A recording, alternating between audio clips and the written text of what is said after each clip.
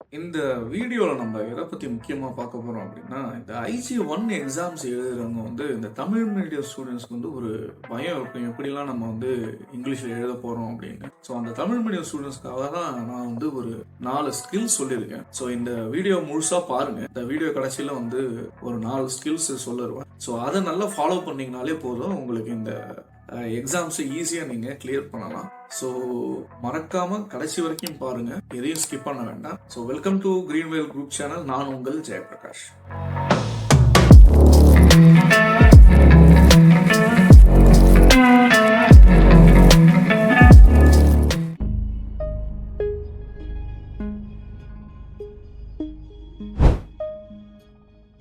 So first skill நீங்கள் develop பண்ண வேண்டியது என்ன அப்படின்னா, உங்களுக்கு இங்கிலீஷை பற்றியான ஐடியா இருக்கணும். ஸோ எக்ஸாம்பிள் கிராமர்லாம் கேட்க போகிறது இல்லை. அவங்க யாரும் இங்கிலீஷ் படிக்க தெரியணும், புரிஞ்சுக்க தெரியணும். அதை நீங்கள் வெளியில எழுத தெரியும். இந்த ஐஜிசின்னு எடுத்துக்கிட்டீங்கன்னா ஒரு டெக்னிக்கல் ஓரியன்டட் சப்ஜெக்ட் தான். ஸோ அதில் வர வார்த்தைகள் பார்த்தீங்கன்னா அது டெக்னிக்கல் இங்கிலீஷாக தான் இருக்கும். ஸோ நீங்கள் ஒரு சென்டென்ஸ் படிக்கிறீங்க, அந்த சென்டென்ஸ் புரியலன்னா கூகுள் பண்ணி பாருங்க. ஸோ சப்ஜெக்ட்ல பாதி டெக்னிக்கல் இங்கிலீஷ்ல இருக்கும்.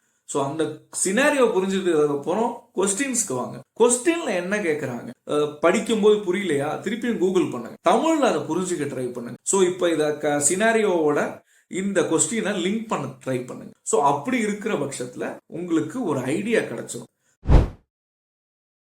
ஸோ இப்போ ஸ்கில் நம்பர் 2 என்ன அப்படின்னா, உங்களுக்கு எழுதவும் தெரியணும், அதை கம்யூனிகேட் பண்ணவும் தெரியும். நீங்க செய்ய வேண்டியது என்னன்னா, டெக்னிக்கலா ஒரு பாயிண்ட் படிக்கிறீங்க, அதுக்கு ஆன்சர் என்னென்ன கொடுக்கலாங்கிறத தாட் ப்ராசஸ் இங்கிலீஷ்ல சொல்ல பாருங்க. ஸோ உங்களுக்கு தேவை டெக்னிக்கல் வேர்டை கோர்வையா சொல்ல தெரியுதா, அதை நீங்க பிராக்டிஸ்ல தான் வரும். இது நான் ஒரு நாள் செய்யற விஷயமே இல்லை.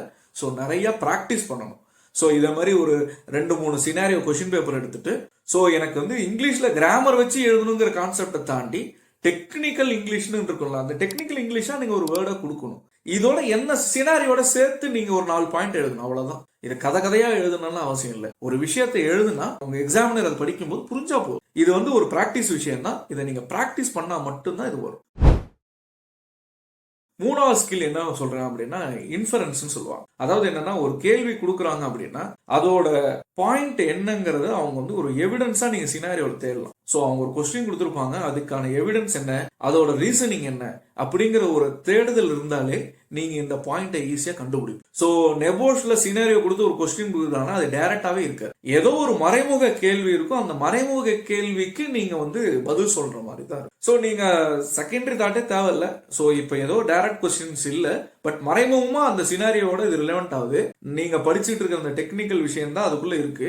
ஸோ அதை நீங்க சினாரியோ கூட வச்சு பார்த்து என்ன எவிடன்ஸ் அங்க இருக்கு, சோ நம்ம என்ன மாதிரி ரீசன்ஸ் கொடுக்கலாம், என்ன மாதிரி எக்ஸ்பிளனேஷன் கொடுக்கறாங்கிற ஒரு இன்ஃபரன்ஸ், லாஜிக்கல் இன்ஃபரன்ஸ் சொல்லுவாங்க நெபோஷ். சோ அது நீங்க ஒவ்வொரு கேள்விக்கும் கொடுக்க தெரிஞ்சா போதும். சில கேள்வி சினாரியோ கூட எல்லாம் இருக்காது, ஜெனரலைஸ்டு கொஸ்டின்ஸ் கூட கேட்பாங்க நெபோஷ்ல. சோ அது நீங்க ஜெனரலா கொடுத்துடலாம். இப்ப இந்த 3 ஸ்கில் நாங்க சொன்னதுல, இந்த 3 ஸ்கில்ல பாத்தீங்கன்னா நீங்க இதை வச்சு நீங்க ஒரு ஃப்ரேம் பண்ணும்போது 80 to 90% ஃப்ரேம் ஆயிடும். சோ இதை ஸ்பெல்லிங் மிஸ்டேக் இல்லாம டைப் பண்ணாலே போதும், எக்ஸாமினர் அதை பார்த்து அண்டர்ஸ்டாண்ட் பண்ணிட்டு since it's in technical English அப்படின்னு சொல்லிட்டு அவன் மார்க் கொடுப்பான். ஒன்னும் பெரிய லெவல் கிராமட்டிக்கல்லாம் இருக்கணும்னு அவசியம் இல்லை. ஏன்னா மேக்ஸிமம் டெக்னிக்கல் இங்கிலீஷ் ரொம்ப கிராமர் வைக்க முடியாது. ஸோ நார்மலா இது மாதிரி வச்சாலே போதும்.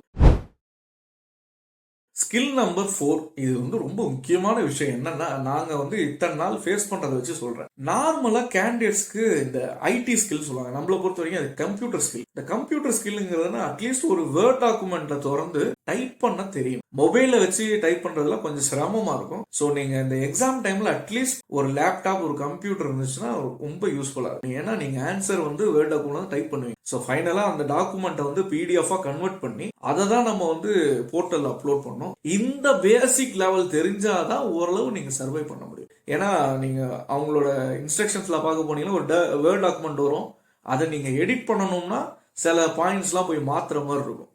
ஸோ எனேபிள் எடிட்டிங்னு இருக்கும், இது வியூலியன்ல இருந்து எடிட்டிங்னு மாத்துங்கன்னு இருக்கும். ஸோ இதை பேசிக்ஸா உங்களுக்கு அந்த வேர்ட் டாக்குமெண்ட் ஒர்க் பண்ண தெரியணும். அதுலயே வேர்ட் டாக்குமெண்ட்ல போயிட்டு சேவஸ்னு ஒரு ஆப்ஷன் இருக்கும். அதை போய் செலக்ட் பண்ணி ஃபைல் டைப்பை போய் பிடிஎஃப் மாத்திட்டாலே பிடிஎஃப் அது கன்வெர்ட் ஆயிடும். இது பேசிக்ஸ். இந்த வேர்ட் டாக்குமெண்ட் தெரிஞ்சவங்களுக்கு இது ஈஸியா பண்ணுவோம். சில பேர் என்ன பண்ணுவாங்கன்னா பிடிஎஃப் கன்வெர்ட் பண்றதுக்கு கூகுள்ல போயிட்டு சர்ச் பண்ணிட்டு ஒரு அப்ளிகேஷன்ல போயிட்டு அந்த பிடிஎஃப் கன்வெர்ட் பண்ணுவாங்க. ஸோ ஓரளவு உங்களுக்கு என்ன தெரியணும் அப்படின்னா, ஒரு கூகுள்ல போயிட்டு தேட தெரியணும், ஒரு வேர்ட் டாக்குமெண்ட் போய் டைப் பண்ண தெரியணும், பிடிஎஃப் கன்வெர்ட் பண்ண தெரியணும். ஏதாவது ஒரு சின்ன எரர் வருது, அலைன்மெண்ட் எரர் வருது, இந்த பாயிண்ட்டுக்குள்ள என்ன அடுத்த பாயிண்ட் வரணும், நான் புல்லட் வைக்கணும், நம்பரிங் எனக்கு தேவையில்ல, புல்லட் பாயிண்ட்ஸ் மாதிரி வைக்கணும், டிசைனா வைக்கணும், டாபிக்ஸ் ஹெட் கலர் போல்ட் பண்ணணும், இந்த மாதிரி எனக்கு ஒரு பிரசன்டேஷன் வைஸ் நல்லா கொடுக்கணும் அப்படின்னு நினைக்கிறவங்களுக்கு இந்த ஸ்கில்ல நீங்க வளர்த்துக்கிட்டே ஆகணும். ஸோ கடைசி ஒரு நாள் முன்னாடி நான் கம்ப்யூட்டர்ல உட்காந்து இதை கத்துப்பேன் அப்படிங்கிறதுலாம் வேண்டாம். ஸோ இதுக்கு எக்ஸாமுக்கு போறது முன்னாடி அட்லீஸ்ட் ஒரு 10 நாள் முன்னாடி போங்க, உட்காந்து கம்ப்யூட்டர் நல்லா ஏதாவது டைப் பண்ண கத்துங்க. இல்ல ப்ரீவியஸ் டெம்ப்ளேட் ஏதாவது கிடைச்சிச்சுன்னா அதுல போயிட்டு உங்க ஆன்சர்ஸை டைப் பண்ணுங்க.